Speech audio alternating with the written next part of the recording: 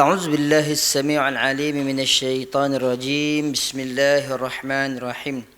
الحمد لله رب العالمين وبه نستعين والصلاة والسلام على أشرف الأنبياء والمرسلين وعلى آله وصحبه أجمعين أما بعد. Alhamdulillah, bersyukur kita kehadrat Ilahi kerana dengan izin dan limpah kurnianya dapat lagi kita diizinkan oleh Allah Subhanahu wa taala untuk kita sama-sama bertemu kembali di dalam perlis mengaji, iaitulah kita sekarang tuan-tuan dan puan-puan berada di dalam satu norma baharu, iaitulah tempoh perintah kawalan pergerakan pemulihan. Mudah-mudahan kita semua senantiasa memulihkan iman kita kepada Allah Subhanahu wa taala, senantiasa mentajdidkan, memperbaharui iman kita kepada Allah Subhanahu wa taala. Kerana apa tuan-tuan? Kerana iman setiap orang manusia biasa itu ada tingkatan naik dan juga turunnya yang dinamakan sebagai yazid wa yanqus. Jadi kita, walaupun tempoh pemulihan yang dimaksudkan oleh kerajaan Malaysia ini adalah pemulihan kita dengan wabak COVID-19, tetapi tidak mengapa, pemulihan kita dengan Allah Subhanahu wa taala senantiasa ada tajdid, senantiasa ada semangat baharu untuk kita bersama dengan Allah Subhanahu wa taala, insya-Allah. Tuan-tuan dan puan-puan, sidang pendengar, penonton, hadirin-hadirat dimuliakan oleh Allah Subhanahu wa taala sekalian. Insya-Allah pada pagi ini tazkirah saya adalah berkaitan dengan satu bab yang dikarang oleh Al-Imam An-Nawawi rahimahullah di dalam kitabnya Riyadhus Salihin, iaitulah bab yang membicarakan berkaitan dengan tidak berlebihan dalam beribadah. Tuan-tuan dan puan-puan, sidang pendengar, penonton, hadirin hadirat dimuliakan oleh Allah Subhanahu wa taala sekalian. Sudah tentu kalau kita nak cari ayat-ayat Al-Quran yang membicarakan berkaitan dengan tidak berlebihan dalam beribadah. Pendek kata, dalam beribadah ni bersederhana. Buat apa yang Allah Subhanahu wa taala tuntut, tetapi memang menepati syarak. Nak pulun tu tak ada masalah selama mana tidak melebihi syarak, selama mana tidak melanggar tuntutan daripada tuntutan syarak. Baik, tuan-tuan dan puan-puan, sudah tentu kalau kita nak cari banyak, tetapi kita go through baik kitab ni yang mana Imam An-Nawawi rahimahullah dia ada menukilkan di awal-awal bab berkaitan dengan tidak berlebihan dalam beribadah ini, iaitulah dua bab, iaitulah dua ayat firman Allah Subhanahu wa taala. Yang pertama daripada surah Taha, ba'da a'udzubillahi minasyaitonir rajim, Taha ma anzalna 'alaikal qur'ana litashqa, iaitulah Taha, iaitu maksud Taha itu tersendiri, kami tidak menurunkan Al-Quran itu kepada kamu wahai Muhammad agar kamu menjadi susah. Jadi Al-Quran ini dia diturunkan adalah pensyariatan. Pensyariatan, dia nak cerita flow hidup macam mana, dia nak cerita kepada kita siapakah itu Allah Subhanahu wa taala, dia nak cerita siapakah manusia, siapakah hamba, siapakah Khalik pencipta. Kita nak kena sembah kepada sesiapa, kita nak kena sembah kepada batu ke, kita nak sembah kepada benda yang siang dia ada matahari, malam dia tak ada, malam kita ambil bulan pula ke. Dia menceritakan kepada kita, tetapi bukan untuk nak menjadikan berat kepada Allah, beratlah, payahlah nak faham. Baik jadi orang jahiliah sebelum ni, apa yang terlintas dalam otak dia, dalam kepala dia, sembah. Itu kan senang. Jadi ni fahaman yang terbalik. Maka bukan itu yang dimaksudkan dengan tak mau nak jadi susah sampai sewenang-wenangnya kita jadi senang balik. Yang itu bukan.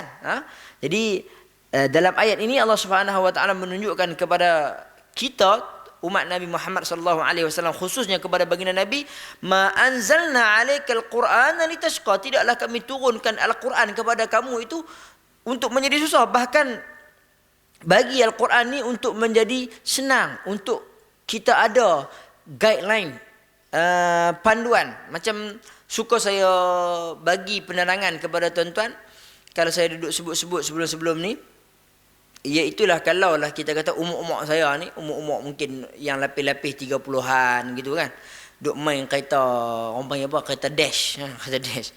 Nak beritahu tuan-tuan, bukannya awal-awal beli tu reti pasang tu tapi dia ada buku dia ada kertas kecil dia tahu cara apa, orang panggil apa, buku cara nak pasang tu. Buku cara nak pasang itulah yang kita boleh tengok, oh rupanya yang ni macam ni. Begitulah Al-Quran itu dia didatangkan. Dia didatangkan untuk kita lihat, untuk kita rujuk siapakah Allah, siapakah Rasulnya. Jadi bila ada tiba-tiba Allah ni ada lagi individu yang nak mengaku bahawasanya saya ni Rasul dalam kalangan orang Melayu, saya ni Rasul dalam kalangan orang Perlis. Dia pula khusus lagi saya ni Rasul dalam kalangan orang Kangak. Tu dah. Jadi tuan-tuan, dah disebut dalam Al-Quran siapakah Rasul dan siapakah Rasul yang terakhir, siapakah utusan yang terakhir, maka semuanya telah pun diceritakan. Jadi Al-Quran ini dia bukan nak bagi kita berat, tetapi dia nak bagi panduan kepada kita. Maka dalam ayat ini bukanlah untuk menjadi susah kepada kamu tu, maksud dia bukanlah sampai sewenang-wenangnya kita boleh buat apa yang kita suka. Baik. Tuan-tuan dan puan-puan, sidang pendengar, penonton hadirin dimuliakan oleh Allah Subhanahu wa taala sekalian.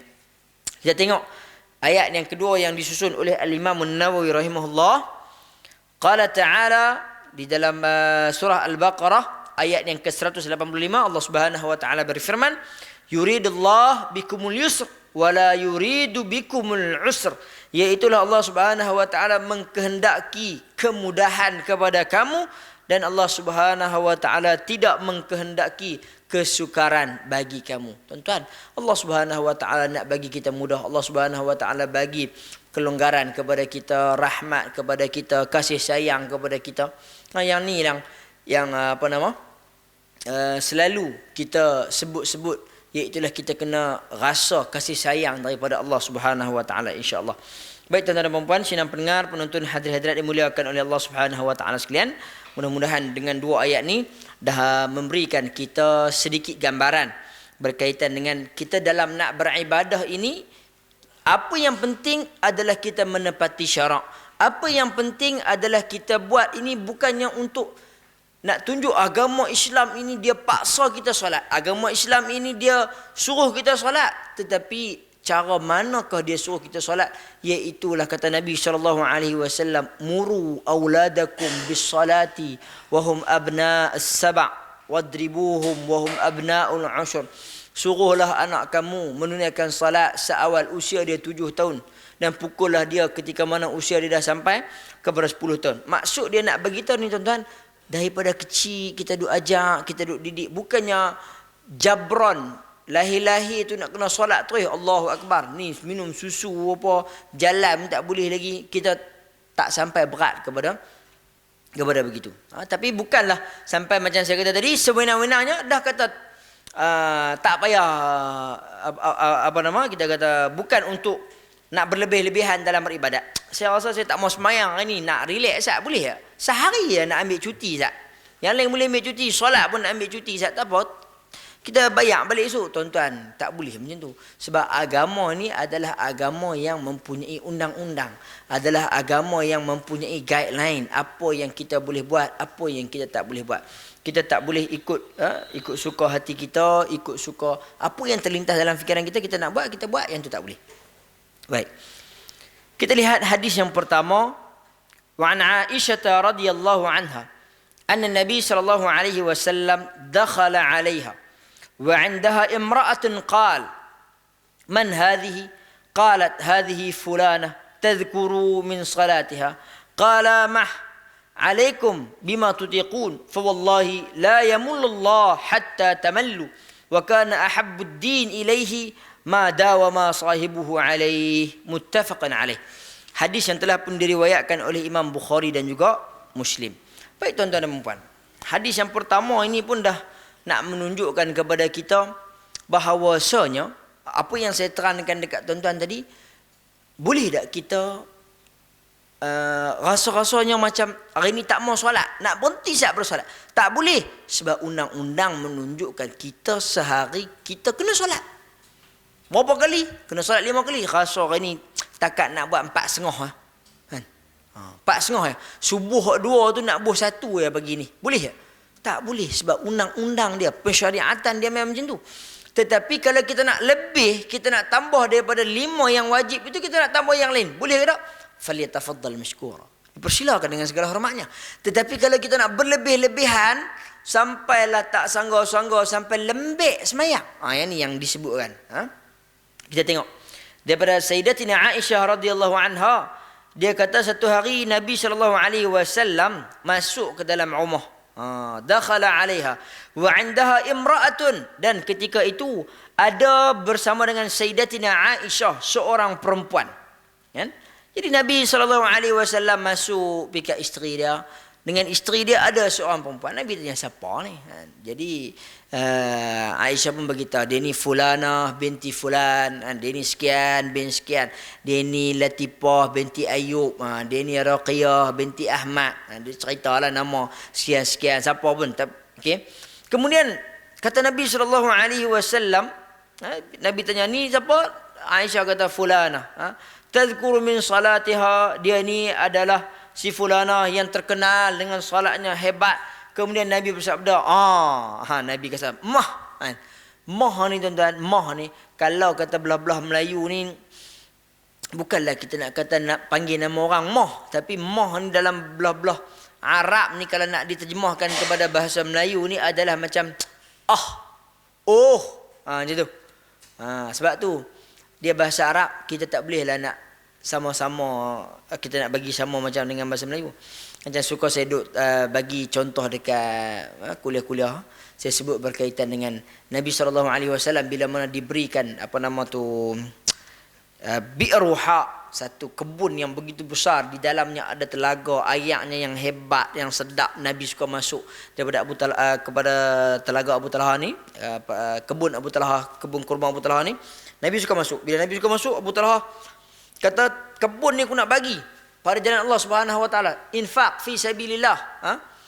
Maka tiba-tiba Nabi SAW terkejut ni, macam kita kata, nak kata alhamdulillah, wow, hebat, seronok kan. Nabi dia kata apa? Bah. Kan kita ni kalau kata tiba-tiba orang abang kata, man, ni kereta yang hang order daripada Amerika ke daripada Jerman, Mercedes, sampailah, alhamdulillah, selamat elok. Aku tengok segok, cantik, kemas, kata hang. Tuan-tuan nak bunyi apa? Alhamdulillah, wow, bunyi ya seronok. Tuan-tuan nak bunyi bah, nak bunyi gitu. Yang tu macam nak buang gelemar ada rengkung. Sebab apa? Sebab bukan bunyian itu dibuat oleh orang-orang belah Nusantara kita untuk nak menunjukkan tanda seronok. Tapi bahasa Arab begitulah bunyinya. Dan begitulah juga dalam perkataan ini Nabi menggunakan perkataan mah. Alaikum bima tutiqun. Nabi kata, beramallah kamu semua dengan kemampuan kamu. Alaikum bima tutiqun. Apa yang kamu buat, apa yang kamu mampu, kamu buatlah. Fa wallahi la yamallullah. Dan demi Allah, kata Nabi SAW, sesungguhnya Allah tidak akan pernah jemu hatta tamallu, sebaliknya sehingga kamu itu yang akan jemu. Tuan-tuan, kita hari ni dengar kata, bagus buat solat duha. Solat duha ni Nabi buat 8, kita pun rasa tak boleh, kalau saya nak buat 10, tak apalah, buatlah berapa pun. Jangan sampai jangan sampai buat tu sampai naik turun panggung-panggung macam ayam patuk ayam patuk nasi, ya kan. Maksud dia cepat sangat. Buat berapa solat duha sehari? Saya paling kurang sehari solat duha 1000. Tu dia kan. Laju ke terus mana? Tu saya dengan ayam tak ada beza. Jadi tuan-tuan, kita tak mau sampai macam tu. Sebab apa? Last sekali kita yang akan jemu untuk beribadah kepada Allah Subhanahu Wa Taala. Sedangkan Nabi kata, alaikum bima tutiqun. Buatlah apa yang kamu mampu, buatlah apa yang kamu rasa kamu lepas, kamu yakin kamu boleh buat, kamu boleh buat. Tetapi selama mana tidak bertentangan dengan hukum syarak. Sebab itu kata Nabi SAW, kalau kita tengok dalam bab nak khatam Al-Quran pun, kalaulah satu orang Al-Amr bin As, dia datang berjumpa dengan Nabi, dia kata fa inni utiq. Perkataan yang sama. Alaikum bima tutiqun. Kamu boleh buat apa yang kamu mampu, kamu lepas, kamu rasa kamu boleh, kamu rasa kamu yakin kamu boleh buat, kamu buat. Nabi kata. Tetapi untuk agama Islam dia ada had-had dia. Maka kita kata dalam contoh yang saya nak bagi keluar sikit pada hadis ni, daripada Al-Amr bin As, dia nak khatam Al-Quran lebih lagi. Maka Nabi pesan kat dia paling kurang 3 hari sekali. Fa innahu la yafqah. Sesungguhnya tidak akan faqih, tidak akan faham, tidak akan mendalami isu-isu pasal agama, pasal Al-Quran, apa yang dibawa, apa yang diceritakan, tak faham, tak boleh nak mendalami kehidupan kita. Apabila kita baca Al-Quran, kita khatam Al-Quran bawah daripada 3 hari. Maksudnya 2 hari sekali khatam. Tapi kecuali in case yang disusun oleh para alim ulama, berbezalah ketika mana di dalam bulan Ramadan, seperti yang dinukilkan oleh Al-Imam Az-Zahabi di dalam kitabnya Sir A'lamun Nubala, tentang Imam Syafi'inya bagaimana, tentang Tawusnya bagaimana, dan begitulah cerita-cerita seterusnya. Baik tuan-tuan, jadi Nabi kata boleh buat, alaikum bima tutiqun, kamu boleh beramallah sesuka hati kamu. Maksud dia sesuka hati tu ikut syariat Allah Subhanahu Wa Taala, rasa boleh buat.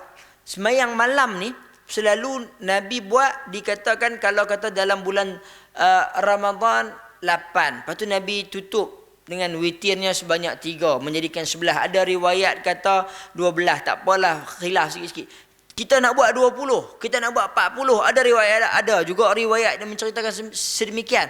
Kita nak keluar daripada bulan Ramadan pun kita nak buat juga. Malam-malam nak solat malam-malam 2 rakaat. Tuan-tuan, tidak ada halangan. Berdasarkan hadis yang umum, Nabi kata apa? Salatul lail mathna. Salat malam itu 2. Nabi tak kata 2 kali 2 kali 2 kali 2 sampai 50 kali 2. 100 ya maksimum. Nabi tak abang. Tapi tuan-tuan, solatlah. Maka janganlah sampai dikatakan, Nabi SAW sebut, fa wallahi la yamallullah, demi Allah, Allah tidak akan jemu, melainkan kamu yang akan jemu nanti. Solat malam-malam, kemudian kita mengungkit, ya Allah ni aku duduk solat malam-malam ni 50 kali 2 rakaat, apa pun tak dapat. Minta yang nu tak boleh, minta yang ni tak boleh, kan? Bahkan jadi buruk lagi aku dengan manusia lain. Pasal apa? Pasal dah malam pakat duk berjaga solat kepada Allah Subhanahu Wa Taala, siang tidur terus, kan? Siang tidur terus, kerja malas dan sebagainya, kuat beribadah saja, kan? Orang bagi duit, dia kata apa? Bini saya doktor dah, tak apa, saya tak payah kerja dah, saya duduk di rumah ya, kan? Saya makan tidak beribadat kepada Allah, minta supaya bini selamat, minta pada anak selamat, apa semua, saya duduk di rumah makan tidak. Tak boleh, tuan. Kita kena ada keluar untuk mencari nafkah, cari rezeki dan sebagainya. Maka kemudian berlakulah perkara-perkara yang tak elok dia dengan masyarakat mungkin. Walaupun kita ingat kita buat benda yang betul, kita beribadah kepada Allah, tetapi cara itu tak kena. Baik. Jadi wa kana ahabbud din ilaihi ma dawama sahibuhu alaih. Kata Nabi SAW, kamu beribadat jangan sampai rasa jemu, sebab Allah tak akan pernah jemu. Wa kana ahabbud din, dan dikatakan oleh baginda Nabi SAW, iaitulah pengamalan agama yang paling disukai oleh Allah Subhanahu Wa Taala. Ahabbud din, agama yang disukai oleh Allah Subhanahu Wa Taala adalah ma dawama sahibuhu alaih, iaitulah apa yang senantiasa dilazimi oleh individu tersebut. Maksud dia apa? Dia terus menerus buat. Iaitulah dia ni memang malam, solat malam dia satu ya. Lepas dia mayang isyak, ba'diyah isyak pun dia kata, saya ni ba'diyah isyak kadang buat, kadang letih, kadang teringat, kadang terlupa, kadang-kadang lepas mayang isyak tu zikir teralik, baca doa panjang, letih. Tertidur tu mangkit mayang witir dia. Tapi ustaz, saya nak abang dengan ustaz, witir saya tak pernah tinggal. Good, clear, cantik. Maksud dia apa? Iaitulah yang dia buat sedikit benda tu, tapi dia tak pernah tinggal langsung. Nanti bagus. Tapi kita katakan, iaitulah kalaulah dia dah dengar pasal tazkirah, kata solat malam, mula-mula, solat malam bagus no, 20 no, dia buat 20. Esok berapa? Esok tinggal 10. Lusa berapa? Lusa tinggal 4. Tulat tinggal apa? Tulat tinggal 2. Lepas tu dengan isyak kali tuang. Tak boleh. Kan? Dia rasa berat.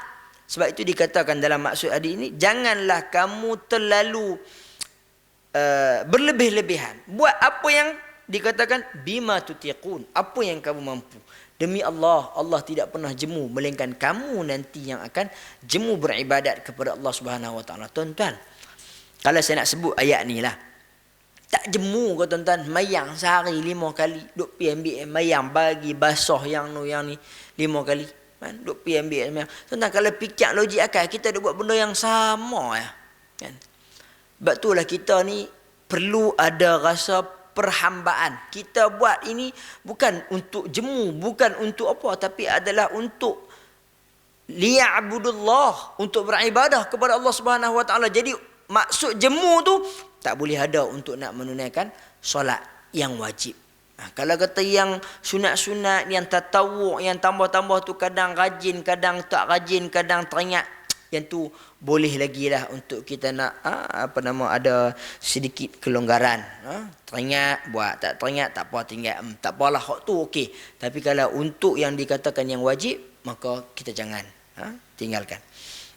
Seterusnya, hadis yang kedua dikatakan daripada Anas. Wa an Anas radhiyallahu anhu qala, jaa salasatu rahtin ila buyuti azwajin nabi sallallahu alaihi wasallam يسألون عن عبادة النبي صلى الله عليه وسلم فلما أخبروا كأنهم تقالوها وقالوا أين نحن من النبي صلى الله عليه وسلم وقد غفر له ما تقدم من ذنبه وما تأخر قال أحدهم أما أنا فأصلي الليل أبدا وقال الآخر وأنا أصوم الدهر أبدا ولا أفطر وقال الآخر وأنا أعتزل النساء فلا أتزوج أبدا فجاء رسول الله صلى الله عليه وسلم إليهم فقال أنتم الذين قلتم كذا وكذا أما والله إني لأخشاكم لله وأتقاكم له لكني أصوم وأفطر وأصلي وأرقد وأتزوج النساء فمن رغب عن سنتي فليس مني متفق عليه. Hadis yang telah pun diriwayatkan oleh Imam Bukhari dan juga Muslim. Tuan-tuan dan puan-puan, dalam hadis ini hadis yang masyhur juga, nak menunjukkan kepada kita dalam nak beribadat ni pun ada terma-terma dia yang perlu kita kena buat, yang perlu kita kena ikut. Baik. Hadis daripada Anas, dia menceritakan ada satu hari ni, satu rombongan yang terdiri daripada 3 orang. 3 orang pemuda, dia datang ke salah sebuah rumah isteri Nabi sallallahu alaihi wasallam. Dan dia bertanya kepada baginda Nabi sallallahu alaihi dia bertanya kepada salah seorang isteri baginda Nabi sallallahu alaihi wasallam. Dia bertanya berkaitan dengan ni, tolong tengok Ustaz, kami ni dengan Nabi ni macam mana tingkatan-tingkatan nak beramal. Kami ni dengan Nabi, tengok Ustaz, macam mana Nabi punya beramal, macam mana kami punya beramal. Kami ni dengan Nabi siapa hebat lagi? Boleh tak nak fight? Boleh tak kami nak challenge? Boleh tak kita nak tengok? Jadi sampailah satu orang ini seakan-akan dia pun berkata kepada salah seorang beristeri Nabi sallallahu alaihi wasallam, iaitu bila mana Nabi sallallahu alaihi wasallam balik, Nabi pun maafkan saya, salah seorang daripada mereka ni mula-mula dia sebut berkaitan dengan solat. Dia sebut berkaitan dengan solat. Amma ana fa usalli lail abada, aku ni solat malam selama-lamanya. Tak tidur malam, ya tak tidur malam, ya kira solat lepas isyak tak tidur terus straight. Maksud dia tu bukanlah nak kata setiap malam. Kalau kata setiap malam, Nabi SAW adalah orang yang menunaikan solat malam pada setiap malam. Maksud ayat ini, maksud hadis ini adalah pada setiap malam. Tetapi malam tu pula kalau kata pukul 8 sampai pukul 6 pagi, yes, tul. Long journey dia punya solat dia tu 8 pusing sampai jumpa pukul 6 pagi subuh tu, baru dia mayang subuh, baru dia tidur balik ke awal. Jadi nak bagi tahu kata puan tuan, dia punya highway dia cukup panjang, lama. Jadi Yang tu Nabi tak buat. Nabi dia kata dekat hujung-hujung hadis tu tadi, dia kata apa? Aku solat malam dan aku juga arqud, iaitu aku juga duduk, aku juga tidur, bagi hak kepada badan. Okey. Dan orang yang kedua kata, wa qala al-akhar wa ana asumud dahr abada wa la uftir. Aku ni pula boleh solat, iaitulah solat yang berterusan sepanjang tahun. Hari ni puasa, Isnin puasa, Selasa puasa, Rabu puasa, Khamis puasa, Jumaat puasa, Sabtu puasa, Ahad puasa, seminggu 7 hari puasa, 2 minggu 14 hari, 3 minggu 21 hari, sebulan pergi jadi 28, 29, 30, 31 hari puasa sedia. Individu ni, dia kata dia tak mau berbuka puasa. Aku boleh. Man. Dan seorang lagi dia kata, wa qala al-akhar wa ana a'tadhilu an-nisa fala atazawwaju abada. Dan aku ini boleh untuk menghindari perempuan. A'tadhil, tinggal perempuan. Nak menikah ke orang perempuan, tak ada apa, depa ni semua nafsu dunia semata-mata, kan, syahwat. Zuyina linnas hubbus syahawat minan nisa. Nisa tu aku kick dulu. Dijadikan kecintaan kepada orang-orang itu adalah suka kepada wanita. Wanita aku kick dulu, kan. Harta kena ada lah juga sikit. Pasal nak makan, pasal nak beli sejadah, pasal nak beli ayak, nak minum, nak semayang, nak bayar bil ayak sebab nak ambil wudu. Dia kata harta kena ada. Anak dah nisa pun aku tolak, nak ada anak apa, kan. Jadi dia tolak ayat tu. Baguslah dia nak menghindari hub kepada nisa tu, tapi bukanlah sampai tak mau nak kahwin. Jadi kemudian bila Nabi SAW balik, faja'a Rasulullah SAW faqala antum, antum. Dalam riwayat kata ada macam dia panjangkan sikit. Tuan-tuan, bahasa Arab ni dia bila bunyi 2 kali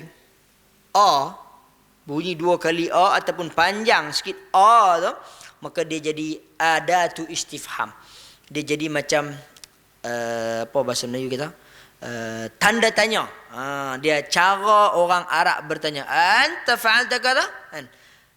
Anta itu kamu, anta itu kamu. Tapi bila dia bunyi anta, adakah kamu? Jadi sebab tu salah untuk kalau tuan-tuan tengok dalam lafaz takbir azan, Allahu Akbar, tak ada mat apa sangat pun. Dia biasa aja. Allahu Akbar, kan? Alif kaf ba ra, akbar. Tapi boleh panjang tak? Boleh panjang. Allahu Akbar, Allah tu boleh panjang. Allah panjang. Akbar boleh panjang. Tetapi ada orang yang awal-awal dia panjang dekat Allah, maka dia akan jadi adatu istifham, iaitulah daripada kita nak memuji Allah, Allah Maha Besar, Allah Maha Besar, kita jadi tertanya pula awal-awal tu, iaitulah apa? Adakah Allah Maha Besar? Wal'ayazu billahi min zalik. Kita termasuk dalam kalangan orang yang sedemikian. Jadi tuan-tuan yang mungkin tengok rancangan ni secara live, boleh habaq-habaq dekat adik-beradik ke, boleh habaq-habaq dekat kawan-kawan, boleh habaq-habaq sebak pi sebak mai, cah habaq pi cah habaq mai, macam dalam radio Perlis tu. Habaq berkaitan dengan nak azan ni, jangan Allah itu yang awal itu dia pi panjang, dia akan jadi tanda tanya. Allahu Akbar, iaitulah adakah Allah itu besar. Jadi sebaliknya, kalau nak panjang lah tu, Allah panjang lah, yang tu tak apa. Nak panjang akbar pun okey lagi. Tapi apabila tuan-tuan panjangkan yang awal, dia jadi tanda tanya. Maka dalam ayat ni, antum ladzina qultum kadza wa kadza, adakah kamu semua ni? Walaupun dalam riwayat ada yang tak menceritakan antum tu, dia sebut antum saja, tapi saya teringat sirah yang boleh kita guna dalam nak bertanya dalam bahasa Arab ini. Okey. Antumul ladzina qultum kadza wa kadza, kamu semua ni ke yang duk kata sedemikian 1 2 3 ABC 1 2 3, iaitu seorang pasal semayang malam tak payah tidur, seorang lagi pasal puasa tak payah buka sepanjang tahun, duk puasa dia buka malam maghrib ya. Tapi hari ni puasa, esok puasa, lusa puasa, tolak puasa. Maksudnya dia melebihi lagi puasa Nabi Daud. Dan yang ketiga, iaitulah orang yang tak mau kahwin dengan perempuan. Dia tinggal terus nafsu syahwat dia pasal perempuan, dia tinggal. Maka ama wallahi inni la akhsyakum lillah. Nabi kata, sesungguhnya aku ini adalah orang yang paling takut kepada Allah dalam kalangan kamu. Maksud dia apa tuan-tuan? Maksud dia, kita nak bagi tahu katanya di sini, iaitulah ayat ini, ayat hadis ni, dia macam innama yakhsyallaha min ibadihil ulama. Yang tu. Sesungguhnya yang paling takut kepada Allah Subhanahu wa taala adalah para ulama. Jadi apa yang saya nak beritahu dekat tuan-tuan, Nabi dia lebih kenal Allah Subhanahu wa taala. Nabi dia lebih dekat dengan Allah Subhanahu wa taala, maka dia lebih cinta akan Allah Subhanahu wa taala, maka sudah tentu Nabi lebih takut kepada Allah Subhanahu wa taala. Tapi bila Nabi sebut aku ni adalah manusia yang paling takut kepada Allah, wa atqakum, dan aku adalah orang yang paling bertakwa kepada Allah dalam kalangan kita semua. Nabi sebut ni tanpa ada sebarang rasa riak, tanpa ada rasa sebarang bongkok, tanpa ada rasa sebarang angkuh. Nabi nak beritahu faktanya adalah aku ni kekasih Allah. Aku ni dipilih oleh Allah. Aku ni dipilih oleh pencipta seluruh alam langit dan semesta. Iaitulah aku ni orang yang paling sayang dekat Allah. Aku ni paling takut ke Allah. Aku ni paling kenal Allah Subhanahu wa taala. Lakinni asum. Aku ni adalah orang yang berpuasa. Wa uftir, aku juga berbuka puasa. Selang. Maksud dia. Wa usalli wa arqud, dan aku juga adalah orang yang menunaikan salat. Wa arqud, dan aku juga rokok, duduk. Aku juga tidur. Yang ni yang dikatakan marqad ni, kalau dalam ayat surah Yasin, berkaitan dengan orang-orang mukmin ni, dia bangkit daripada tempat tidur dia. Okey. Jadi maksud dia wa uftir wa usalli wa arqud, iaitulah aku ni juga orang yang menunaikan salat, dan aku juga orang yang tidur. Wa atazawwajun nisa, dan aku juga adalah orang yang berkahwin dengan perempuan. Aku juga adalah orang yang mempunyai isteri. Bahkan banyak isteri baginda Nabi sallallahu alaihi wasallam. Maka Nabi SAW sebut, faman raghiba an sunnati falaysa minni. Maka barang siapa yang lari daripada sunnah aku, ketetapan yang dibenarkan oleh agama Islam, yang dianjurkan oleh agama Islam dalam persyariatan, suruh kita solat, tapi bukanlah suruh sampai kita solat sampai kamu lembek. Yang tu bukan dia. Berpuasalah kamu sampai puasa kamu itu diterima oleh Allah Subhanahu wa taala. Pasal apa tuan-tuan? Pasal dia duk faham illa saum fa innahu li wa ana ajzi bihi. Jadi kata puasa ni paling bagus, aku nak puasa terus ya. Jadi Nabi kata aku juga berpuasa dan aku juga berbuka. Aku juga solat malam dan aku juga tidur. Aku juga adalah orang yang berkahwin dengan wanita. Maka Nabi kata siapa yang lari dan dia tinggal daripada sunnah aku ini, dia bukan dalam kalangan aku. Jadi tuan-tuan, janganlah kita berlebih-lebihan dalam kita nak beribadat. Kita takut kita jadi macam yang seterusnya, seperti mana dalam hadis yang ketiga ini yang disebutkan oleh Ibn Mas'ud radhiyallahu anhu, anin Nabi sallallahu alaihi wasallam qala halakal mutanatti'un qalaha salasan. Nabi kata iaitulah celaka, halaka ataupun kebinasaan al mutanatti'un, iaitulah orang yang berlebih-lebihan. Kalau kita tengok dalam kitab Minhaj, iaitulah disebutkan al mutanatti'un ni orang yang berlebih-lebihan, orang yang melampau, orang yang dia terlalu over sangat. Iaitulah kalau kita tengok pengikut-pengikut Nabi Isa yang selepas daripada tu, mereka inilah yang mengambil tempat yang tidak sepatutnya. Iaitulah mensucikan Nabi Isa, kemudian nak jadi rahib ni, nak mendekatkan diri kepada Allah, jauhkan daripada perempuan, memisahkan antara dunia dengan akhirat, kan? Dunia dengan akhirat ni tuan-tuan tak boleh nak dipisahkan. Kita beramal di dunia untuk berjaya di hari akhirat. Cuma ta'rif berjaya itu pada mata orang berbeza. Mungkin orang kata, saya ni ta'rif saya berjaya kena gaji 20,000. Yang tu pada saya berjaya. Ada orang, dia kata walaupun saya gaji tak 20,000, gaji saya sebulan 2,000, tapi saya tak ada hutang. Itu berjaya pada saya. Jadi tuan-tuan, tafsiran itu berbeza untuk di dunia. Tapi boleh tak? Ada orang dia kata, saya ni berjaya di hari akhirat adalah apabila saya masuk ke dalam syurga. Betul.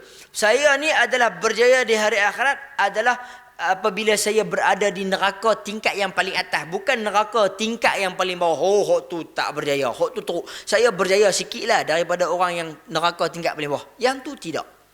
Maksud dia, apabila ta'rif berjaya di dunia, kita boleh berbeza-beza pendapat. Tetapi ta'rif untuk berjaya di hari akhirat sudah tentu satu saja, iaitulah kita selamat daripada azab api neraka Allah Subhanahu wa taala. Wal a'yazu billahi min zalik. Jadi tuan-tuan, halakal mutanatti'un. Nabi sebut, celakalah kepada orang-orang yang berlebihan, celakalah kepada orang yang over sangat dalam nak beribadat. Dia mengangkat Nabi Isa sebagai Tuhan akhirnya, bahkan memisahkan lelaki dengan perempuan untuk tak payah kahwin, nak mendekatkan ibadat, nak mendekatkan diri kepada Allah Subhanahu wa taala, sehingga dia tinggal benda-benda yang dihalalkan oleh Islam, benda-benda yang dibenarkan oleh syarak, dia tinggal. Dia sampai berlebih-lebihan dalam dia nak mendekatkan diri dia kepada Allah Subhanahu wa taala. Baik tuan-tuan dan puan-puan, sidang pendengar, penonton hadirin dimuliakan oleh Allah Subhanahu wa taala sekalian. Kita lihat hadis yang seterusnya, iaitulah yang disebutkan juga oleh Abi Hurairah radhiyallahu anhu, anin Nabi sallallahu alaihi wasallam qala, inna ad-din yusr wa la yushaddu ad-din illa ghalabah fasaddidu aw qaribu wa abshiru wasta'inu bil ghadwah wal rawhah wa syai'un min ad-duljah, rawahu al-Bukhari. Wa fi riwayatin lahu saddidu wa qaribu wa'du wa ruhu wa syai'un min ad-duljah al-qasd tablughu. Kata Nabi sallallahu alaihi wasallam daripada Abu Hurairah radhiyallahu an, sesungguhnya inna ad-din yusr, agama itu adalah satu agama yang begitu mudah, sangat-sangat mudah. Tapi bukannya sampai boleh kita memudah-mudahkan urusan agama. Nak kahwin, rasa anak nikah, PM nikah kan. Wali, tak payah pakai wali, tak apa. Saksi, tak payahlah saksi-saksi. Dia nak saksi, nak tengok apa-apa lah. Kali kita nak duduk dengan bini kita dalam bilik ke apa, kita nak bawa pergi, bukan nak kena ada saksi pun. Yang ni tak boleh. Syariat kata kena ada saksi kan? Maka perlu untuk kita lakukan. Sampai bukanlah kita mempermudah-mudahkan terus semua jenis urusan agama. Yang tu adalah perkara yang tidak benar. Baik. Maka dikatakan walan, tuan-tuan. Saya suka hadis-hadis ataupun ayat-ayat yang menceritakan akan perkara sedemikian. Dikatakan di sini, inna ad-din yusr, sesungguhnya agama itu adalah agama yang begitu mudah. Walan yushaddud din illa ghalabah, iaitulah maka tidak akan sekali-kali orang yang mempersulitkan urusan agama itu, melainkan dia pasti akan kalah. Allah Subhanahu wa taala melalui lisan baginda Nabi sallallahu alaihi wasallam, Nabi sebut walan yushadduddin, takkan sekali-kali orang yang mampu untuk mempersusahkan urusan agama, melainkan dia akan kalah, melainkan dia akan rasa beban, melainkan dia akan rasa teruk dengan agama tu. Pasal dia yang nak buat teruk sangat. Dia nak bagi agama itu jadi sulit, dia nak bagi agama itu jadi satu benda yang fix, tetap. Yang ni yang kita kata sukar ni. Kita nak kata benda ni adalah benda yang begitu jamit, dia tetap. Kita tak boleh nak ubah. Sembahyang ni tetap kena ada wuduk. Kalau tak ada wuduk, yang kedua dalam Al-Quran kata kena ada tayamum. Tiba-tiba mai dalam kitab fiqh lah ni, kalau kata tak ada wuduk, tak ada tayamum, faqidut tahurain, hilang dua alat bersuci tu, sembahyanglah kamu tanpa wuduk. Kan? Memang ada perbincangan berkaitan dengan kemudian ganti, kemudian tak payah ganti, kemudian yang tu pandangan-pandangan. Nak beritahu kata ada tak solat yang tanpa wuduk ni tuan-tuan? Ada. Tu dia. Solat tanpa tayammum ada tak? Ada. Hilang dua-dua ni itulah apa? Yang ni yang Allah Subhanahu Wa Taala dah tunjuk dah kepada kita. Dah bagi tahu kepada kita sekarang ni, iaitulah ada individu-individu mereka ini dibenarkan untuk solat tanpa sebarang wuduk. Contohnya siapa? Yang duk pakai alat pelengkap tu sampai sehari 8 jam, 10 jam, 12 jam pakai. Jadi waktu mana dia nak solat? Maka dia solat. Dalam keadaan yang tanpa ada wuduk dan sebagainya. Mungkin dia dah terkentut ke tadi duduk dalam tu, dia pun sedut lah gas dia sendiri. Jadi kita nak bagi tahu kata apa tuan? Nak bagi tahu kata di sini ada kelonggaran yang Islam bagi. Maka kita nak bagi tahu ke dia, tak boleh, hang kena buka, hang kena wuduk juga, hang kena buka, hang kena tayamum juga paling kurang. Tak boleh tuan. Yang ni yang dikatakan yushadduddin. Sempit pada agama kerana ada keluasan yang dibuka, ada keluasan, ada kelonggaran yang diberikan, tapi bukan untuk semua orang. Oh ada rupanya. Saya pun nak juga. Tak boleh. Sebab apa? Dia ada tempat-tempat tertentu, keadaan-keadaan tertentu, ataupun individu-individu yang tertentu saja yang mungkin perkara ini berlaku kepada dia boleh buat. Baik. Kemudian kata Nabi SAW, kita akan kalah kalau kita nak mempersempitkan urusan agama kita ini. Fasaddidu wa qaribu wa abshiru wasta'inu bil ghadwah. Kata Nabi SAW, maka kerana itu kata Nabi SAW, saddidu, qaribu wa abshiru, iaitulah Nabi kata bersederhanalah kamu, dekat-dekatlah kamu ni, mai duduk dekat-dekat, wa abshiru wasta'inu, dan bersuka hatilah kamu serta pergunakanlah waktu pagi, waktu petang dan sedikit pada waktu malam.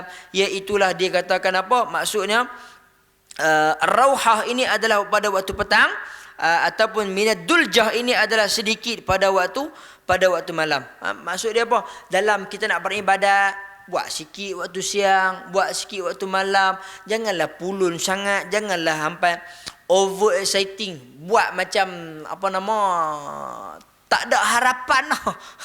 Walaupun memang ada hadis yang menceritakan, iaitu wa'mal li akhirataka ka'annaka tamutu qada, iaitulah kamu beramal untuk hari akhirat kamu seakan-akan kamu nak mati esok.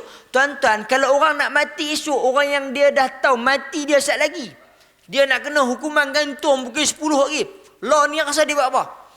Law ni dia tak buat benda lain dah. Dia mungkin duduk bertaubat, dia mungkin duduk beribadat kepada Allah, dia berdoa, dia minta ampun, dia semayang dan sebagainya.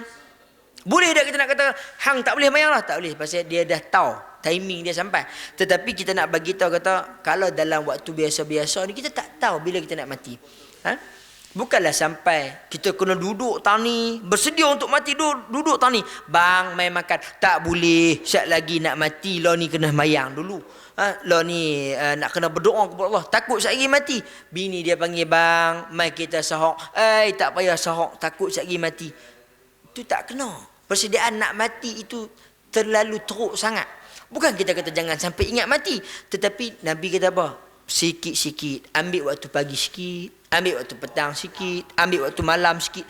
Maksud dia, dalam kita nak beribadat kepada Allah, ada khutuah-khutuah, ada peringkat-peringkat yang perlu untuk kita nak kena ikut. Jadi kerana itulah kita dalam nak beribadat kepada Allah Subhanahu Wa Taala, kita yang paling penting adalah kita menepati tuntutan daripada syarak. Walaupun kita nak berlebih-lebihan. Contohnya apa tuan-tuan?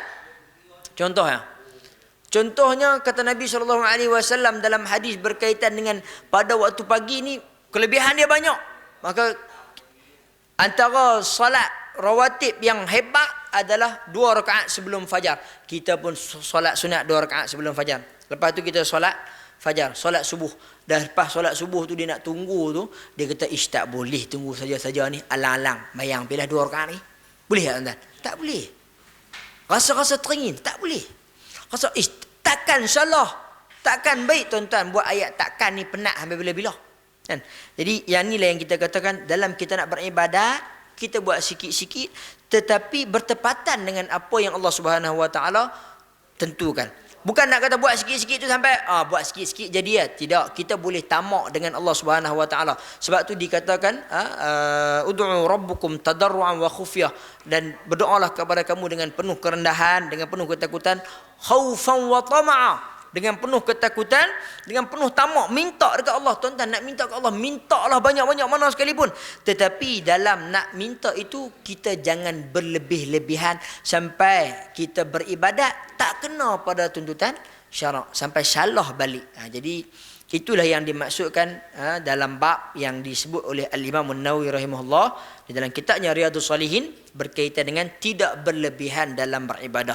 Iaitulah sampai nak berpuasa tak membuka langsung contohnya, sampai nak mendekatkan diri kepada Allah, orang perempuan dia tak mau nikah terus, ataupun dia kata semayang malam dia tulul lail daripada maghrib sampai ke isyak pusing jumpa habis subuh, lepas subuh baru dia nak tidur. Jadi yang ni adalah dia berlebih-lebihan. Mudah-mudahan tuan-tuan dan puan kita faham apa yang cuba saya sampaikan, apa yang cuba diterangkan oleh baginda Nabi SAW saya sampaikan dengan yang sebaik mungkin. Apa yang cuba diterangkan oleh Al-Imam An-Nawawi saya sampai dengan sebaik mungkin. Mudah-mudahan supaya tidak berlaku salah faham di sini. Saya minta ampun dan maaf seandainya ada terkasar bahasa ataupun dalam perkataan saya ini ada tersentuh mana-mana ataupun ucapan saya ini perkara yang tidak benar. Saya mohon ampun dan maaf salah dan silap saya ini. Mudah-mudahan dengan tasbih kifarah yang kita bacakan di akhir-akhir majlis kita, Allah Subhanahu Wa Taala mengampunkan segala salah dan silap kita sepanjang berlangsungnya tazkirah ini insyaallah. Aqul qouli hadza wa astaghfirullahal azim li wa lakum wa billahi taufiq wal hidayah. Wassalamu alaikum warahmatullahi wabarakatuh. Subhanakallah.